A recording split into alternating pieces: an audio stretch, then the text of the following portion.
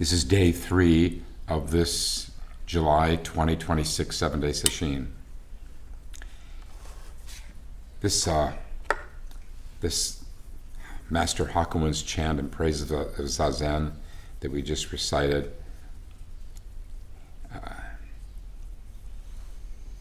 it's all there.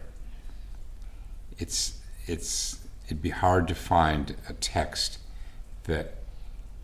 a short text that so succinctly and potently conveys the teaching of the Zen school of Buddhism. Starting with, at the very beginning, from the very beginning all beings are Buddha. There it is. Hakuin, this great 18th century Japanese master, he knew that it was the alpha and omega of his chant. That's the beginning and then the end, this very body, the body of Buddha. And this is what was so radical when Zen emerged in the 6th century China. Until then, the idea was that you had to work for lifetimes and lifetimes and lifetimes in order to eventually come to awakening. And then, based on the experience of Bodhidharma and his successors, the masters, the Zen masters, the Chan masters, the Zen masters, the Son masters, they said, wait a minute, from the very beginning, this is our nature. Enlightenment is our nature.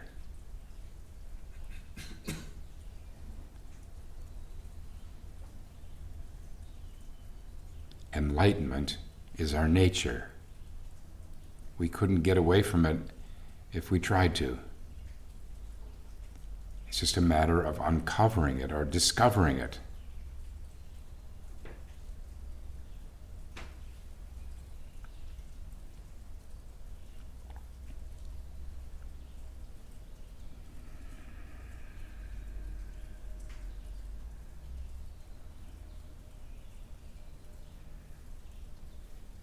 And so we seek for this truth, this true nature, far and wide, but we are it.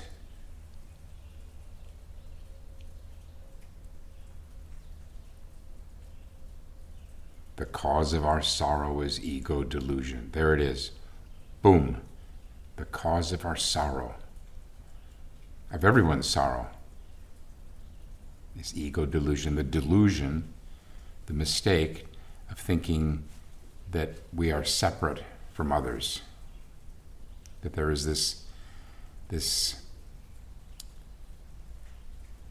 self-sustaining entity behind our use of the words I, me, and my, that there's really some unchanging, fixed self here. Yes, there's, in a conventional sense, we can talk about myself as being different from yourself and his self and herself and so forth. Of course, we know that part. We know the differentiation aspect of reality. But it's the other side, that which joins us, that which is our essence. Our essence. That's what practice is offering us, a way to discover that and then ever more deeply be able to draw from that essential unity.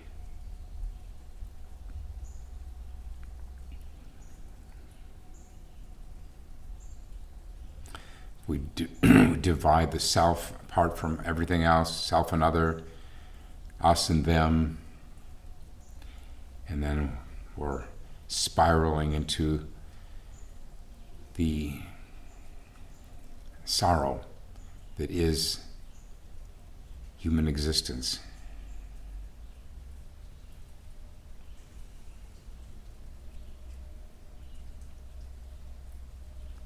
And then Hakuin acknowledges, yes, we've been in this predicament for the longest time. From dark path to dark path, we've wandered in darkness. that is unaware of our essential nature, and that our essential nature is no other than that of everyone else. And then the rhetorical question, how can we be free from birth and death? I think for most people, I've come to think that it's death.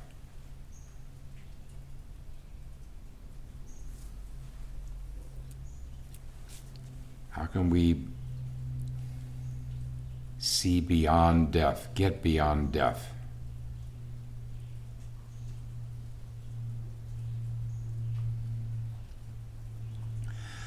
How can we be free from death? And then he answers, the gateway to freedom is Zazen Samadhi.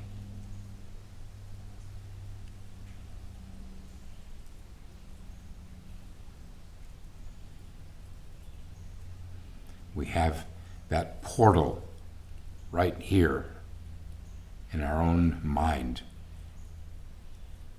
reaching the point where we are so absorbed in this practice. That's the gateway to freedom, is complete absorption in this practice that we're working on.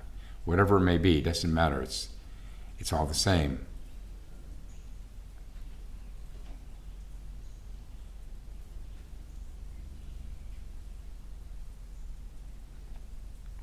And then a little later he goes back to samadhi. Thus one true samadhi extinguishes evils. It purifies karma, dissolving obstructions.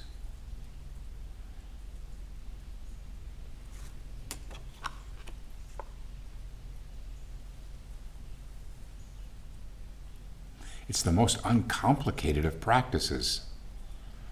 We're not praying to some supreme being. We don't have to memorize anything.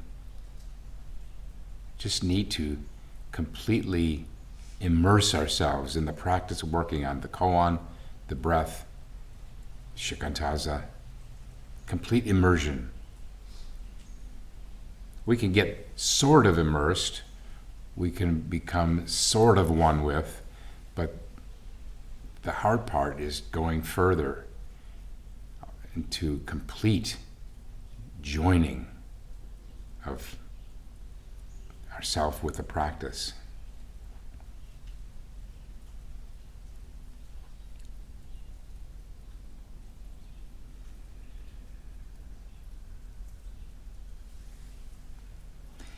That's as far as I'll comment on with the Hakuin chant. Now we'll return to our text from yesterday and the day before, this book called Zen Essence, which is an anthology of the Chan Master's teachings, and edited and translated by Thomas Cleary.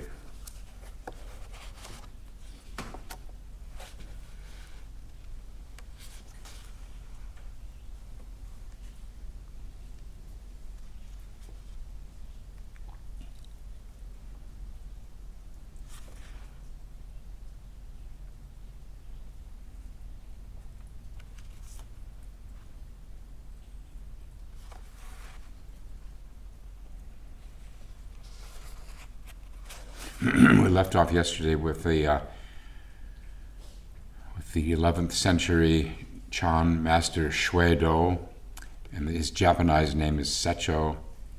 He is credited with having compiled the Blue Cliff Record, one of the main books of koans, and he also wrote the verse for each of the cases in that collection.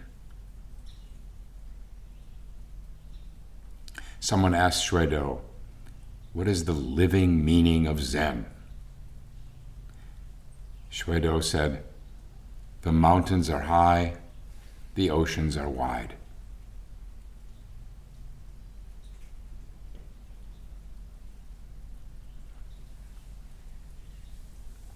When Zen Master Dogen came back to Japan, his native Japan, after 9 years of training in China, someone asked him what he had realized, and he said, my eyes are horizontal, my nose is vertical.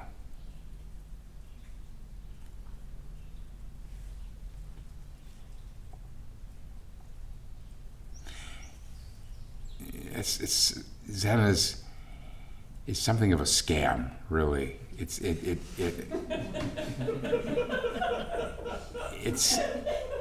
set up as a thing, but really it's nothing. It's this.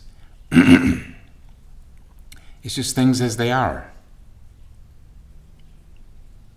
Now the Zen tradition, that is all the forms and traditional ways of methods and all, okay, we can talk about that as a thing, but the essence of Zen is nothing.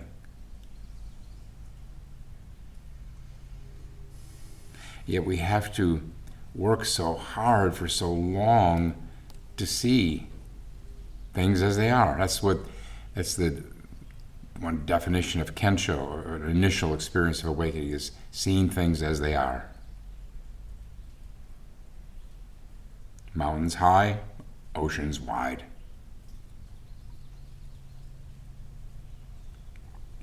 And what prevents us from seeing that from the outset is the clutter in our minds.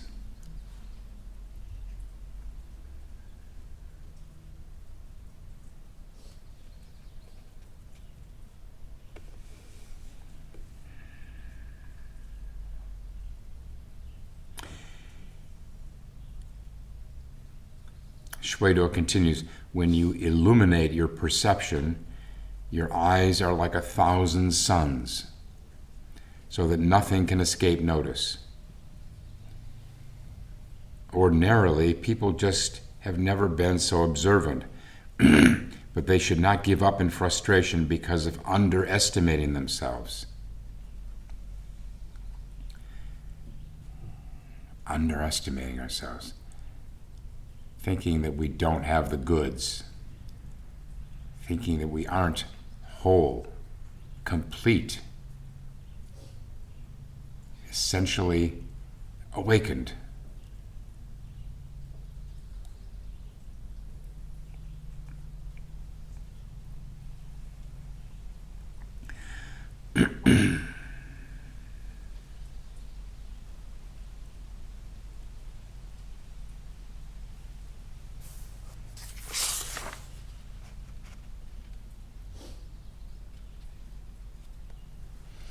Here's a very short one. Someone asked Shuido, "What is your manner of teaching?"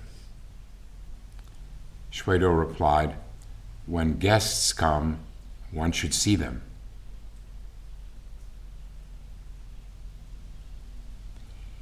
This is a reference to an old way of distinguishing between what is essential to our nature and what is not essential, what is inherent, intrinsic, and what just comes and goes. Host and guest, that's the way it's framed. In Zen, for sure, I'm not, maybe even other than Zen. And this, he puts it in a very pithy and potent way. What is it? What does it all come down to? When guests come, one should see them. That is, to notice when we're trafficking in thoughts, to notice what is not permanent. Thoughts, feelings, emotions, moods.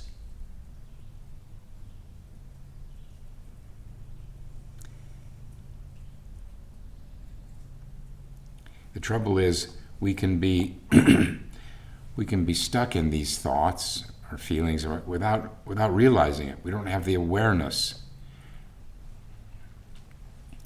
So that's step number one, noticing what's going on in the mind.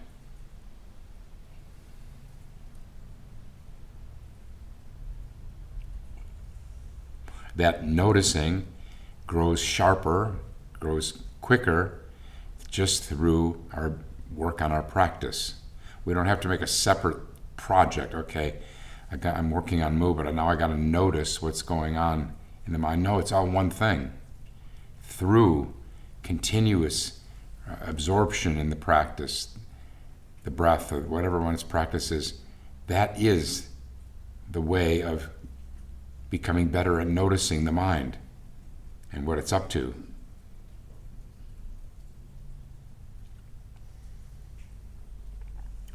I think I talked yesterday about Makyo hallucinations, but guests, he's calling here guests, go far beyond hallucinations. It's anything that comes or goes, comes and goes. Insights, psychological insights, philosophical insights, they're just guests, they come and go. Elevated states, despondent states,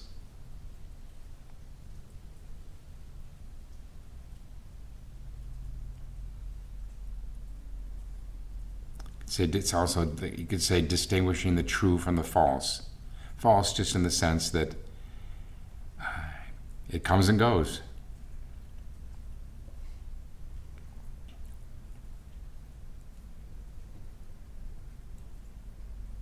We get better at this in sesshin as the days go by. We start noticing things that got by us earlier.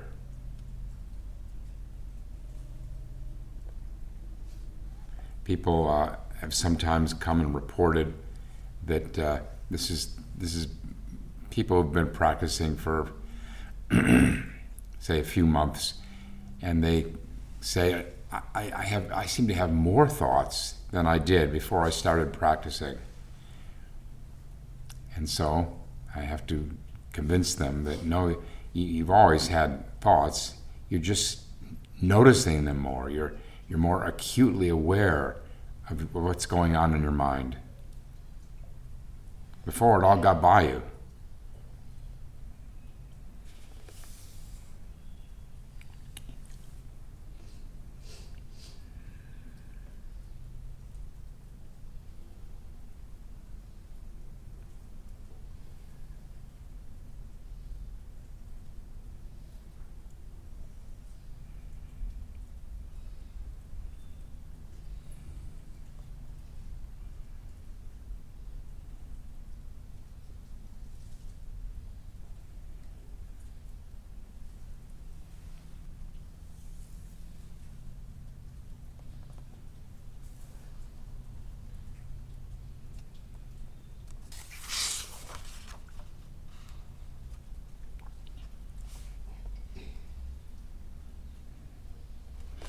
This is a moving on to a master, Huang Long, in the 11th century China. All sages since remote antiquity have entered the pit of life and death, gone into the fire of ignorance to help people out. What about you? How do you enter? If people can enter, this can be called not burning in fire, not drowning in water.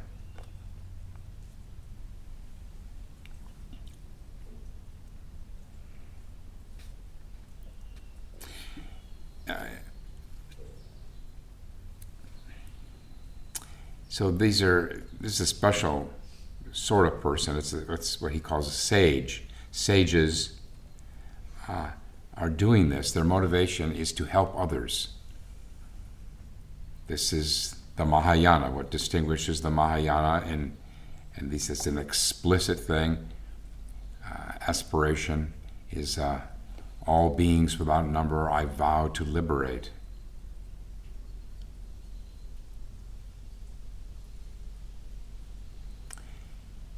Actually, I think it's very few of us who begin practice with that as our primary motivation.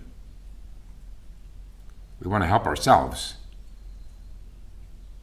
We want to get some relief from our anxiety, our depression, our discontent. Fair enough. Whatever gets us to the mat is valid enough. We don't have to question our motivation.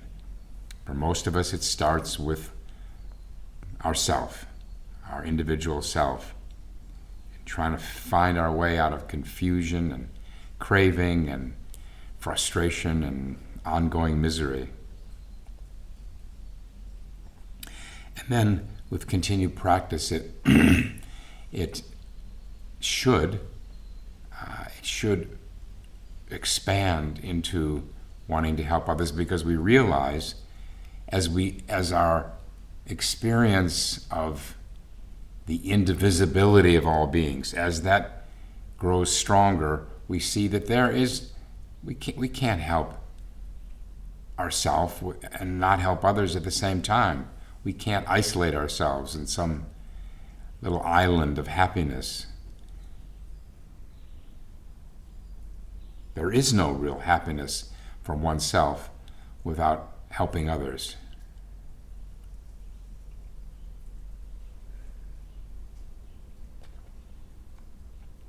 And this is a monumental turning point when you realize, usually not early in practice, but later, that, hey, I'm not going to be happy until I learn to serve, to help others, to respond to others who are in pain.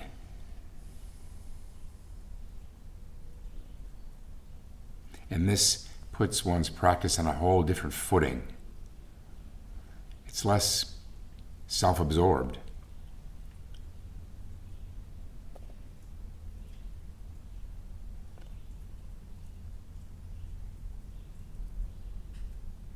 This phrase, these sages have gone into the fire of ignorance. That is, they've seen deeply into delusion. But here's the wonderful thing. Yes, sesshin is an experience of seeing into our delusions, our forms of avoidance and craving and self-love, self-absorption, really self-centeredness. But even in seeing those things, in the process of having those things revealed, we see what is beyond all that, beyond the self and its endless desires. It happens on its own. It emerges.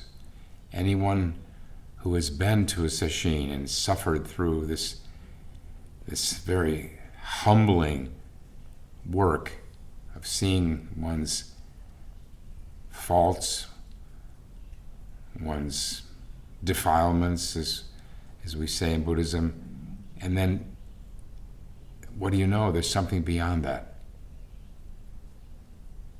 It's a package deal. We see the problems, we see the work ahead of us, and we see that which is beyond all that.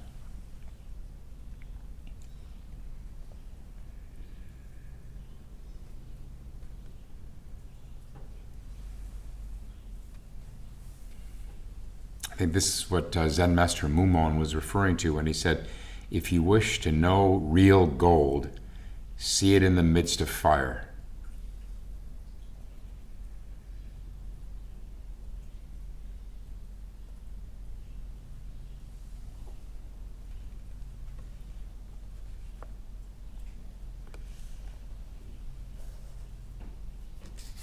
In this metaphor of fire, the fire of practice, we find transcendence of all of this garbage we see in the mind. But it takes work, and it takes persistence, and it takes patience, and it takes not beating up on oneself.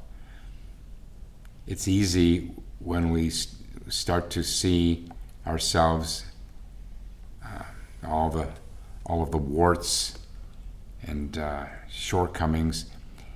It's all too easy to then turn that into a kind of self-hatred, at least temporarily. But that's what this delusive self wants. It wants It wants nothing more than to have the attention on the self. And so, yeah, it's happy enough if we say, "Oh, what an awful person I am! What a frightened, uncommitted person I am." Then it'll take it. If it keeps your attention on yourself, the small self, that's okay. Don't do that. Don't when you notice something like this, there's so much to notice, then don't linger there, feeling disgust with yourself. Return to the practice.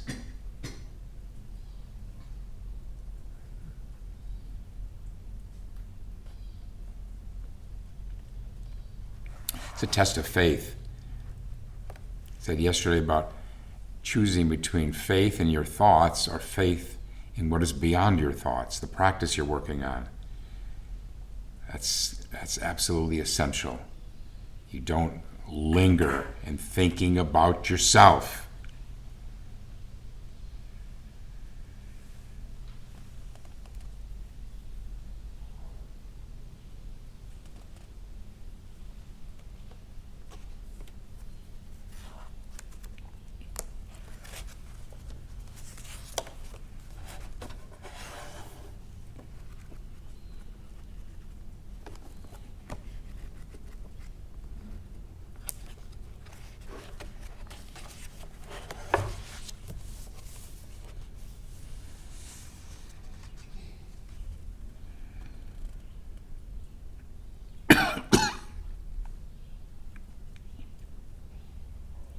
And then we're going to move right over to a Zen master, Yang.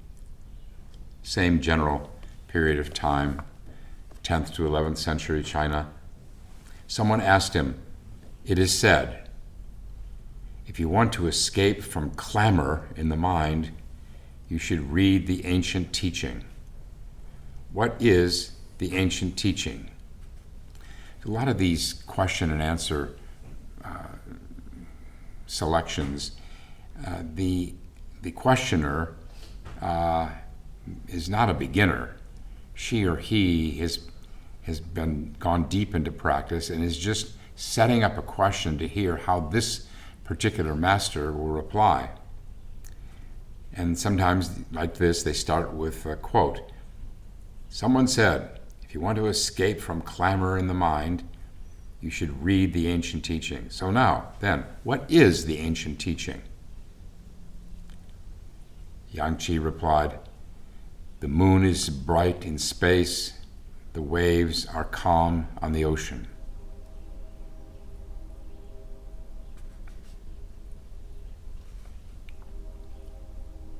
The questioner asked, "How does one read it?" Yang said, "Watch your step."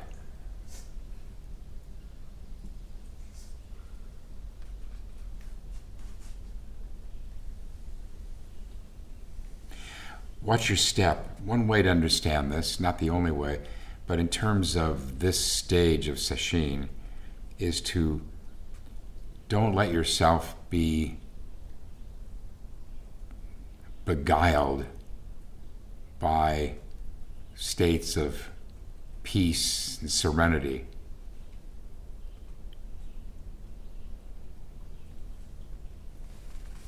It's tempting to do so when we come into sesshin after all of the turmoil in our lives.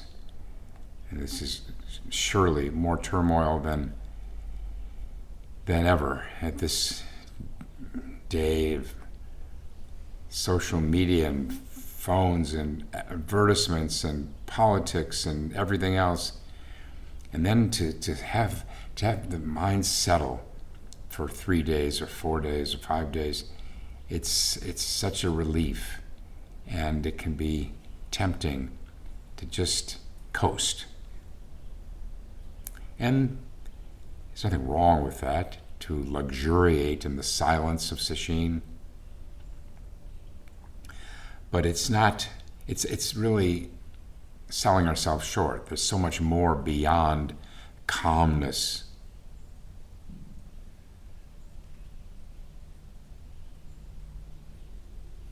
To go beyond our comfort zone is essential for someone who wants to really transform. And it's not just in the Zen tradition where there's this exhortation to go beyond. Rumi, the Sufi poet Rumi, said, "Wherever you find a lullaby, leave. Safety is final danger."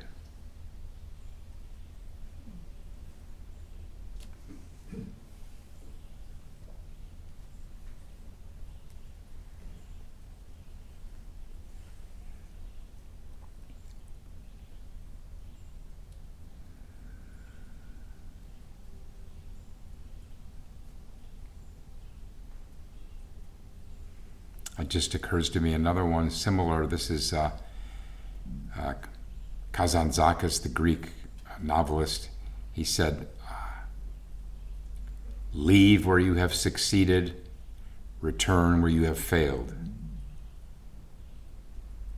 Great advice for sesshin practice. Don't cling to whatever little rewarding experiences you have.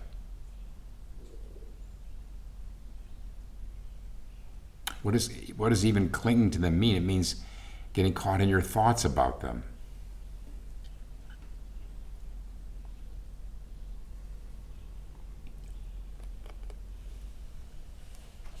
And our practice is always right there for us. That's how you leave where you've succeeded, back into it, in order to go beyond. Gatte, gatte, pada gatte, pada samgatte, beyond, to go always beyond.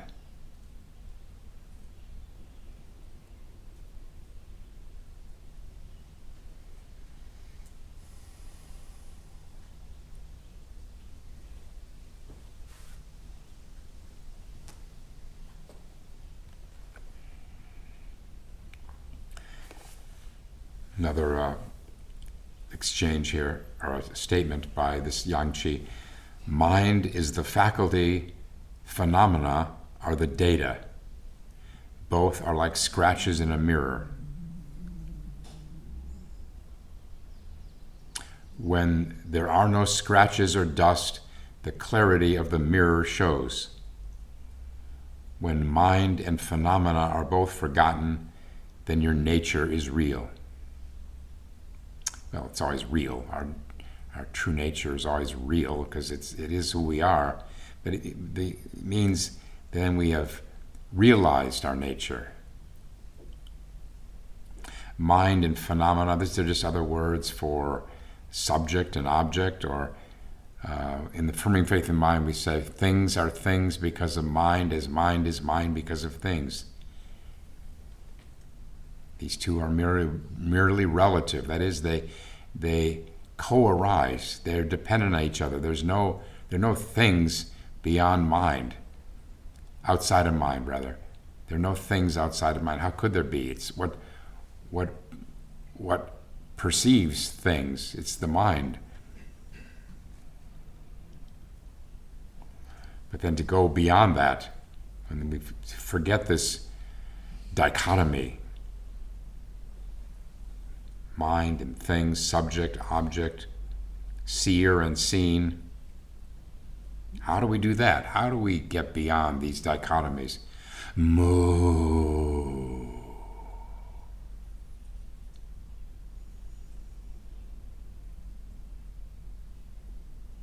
What is seeing these dichotomies?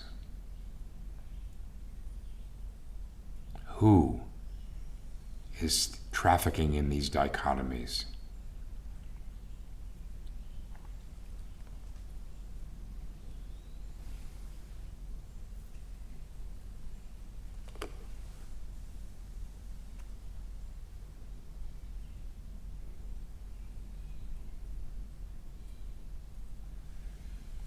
There's not an enormous amount of humor in the old Chan texts.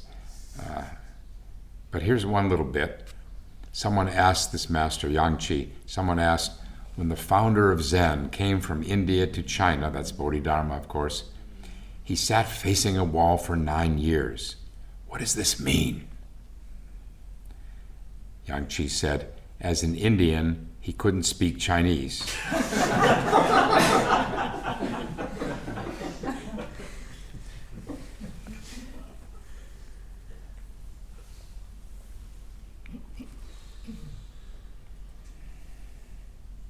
There is, of course, there is humor in Zen texts, but it's the real work of Zen is to lead us, to bring us to a place where we can laugh at ourselves.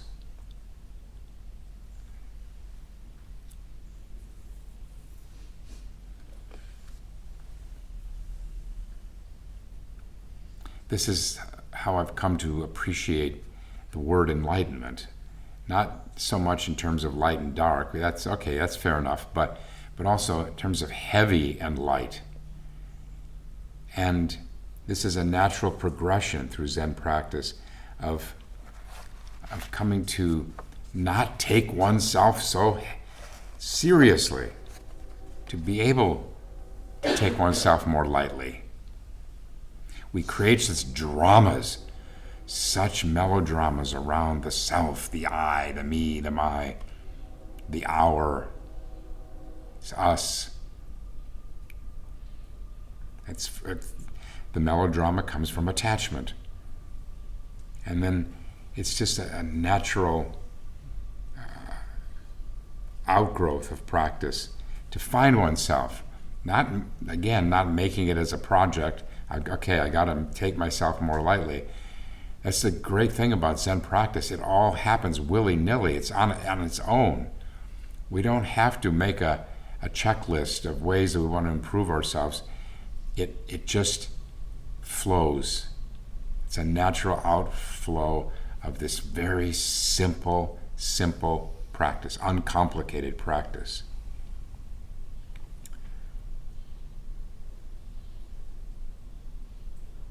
We just find ourselves taking ourselves more lightly. And what a weight to set down when we can do that. The weight of this self-delusion.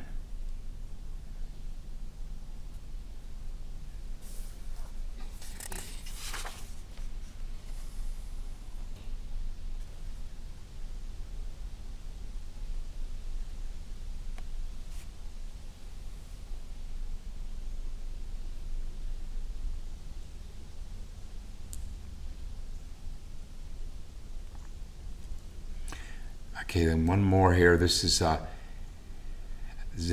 Chinese Zen master Wu Zu. In Japanese, it's Goso. He says, when there is not a speck of cloud dotting the great clarity for 10,000 miles, sun and moon in the original sky are of themselves clear. And then he says something that is not obvious how it's connected. He says, it is not permitted for a general to see great peace, but a general may establish great peace.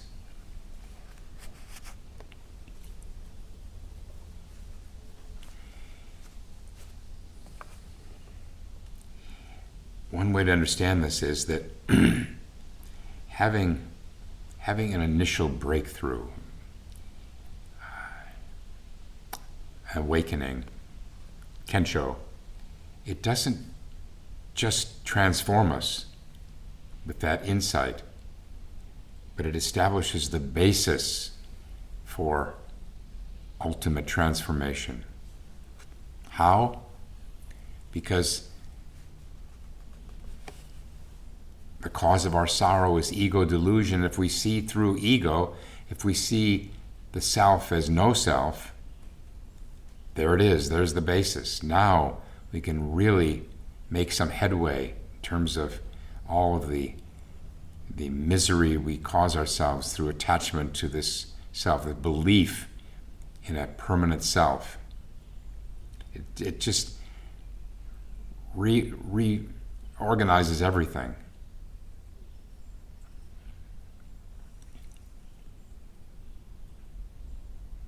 Shifts the whole basis.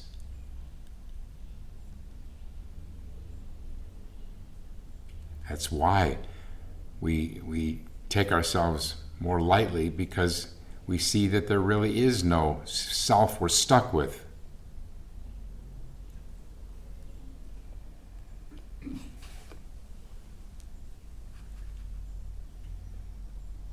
All of the masters have warned about how important it is to practice after an initial awakening, because the habit forces won't let go of us so easily.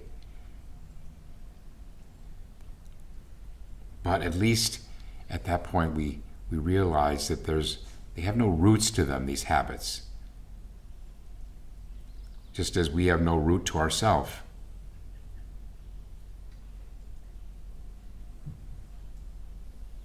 No fixedness. Or to put it in broader terms, everything is in flux. What we call the self is in flux. What we call habits are in flux. Yes, they can be quite enduring, quite stubborn, our habits of reacting to people and situations, but they're not permanent because they have no substance to them.